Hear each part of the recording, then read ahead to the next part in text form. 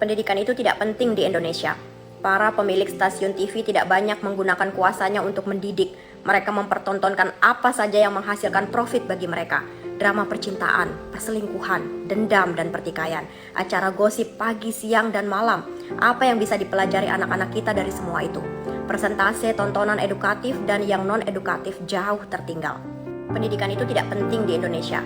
Para politisi mempertunjukkan kebohongan dan kepentingan partainya masing-masing. Mereka tidak peduli apakah mereka menjadi tokoh publik yang pantas dilihat dan ditiru. Yang penting agenda mereka tetap berjalan, elektabilitasnya naik, dan kembali terpilih di tahun-tahun mendatang.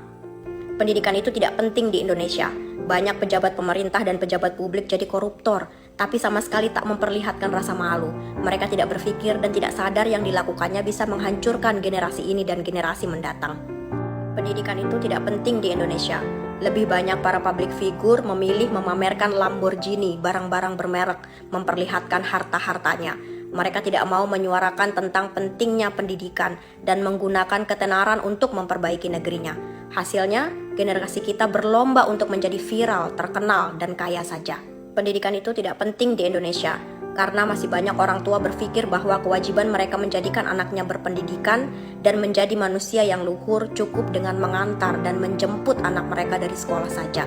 Sejak anaknya masuk SD hingga lulus SMA, terfikirkah untuk membeli buku-buku parenting atau buku yang membekali mereka tentang pendidikan anaknya?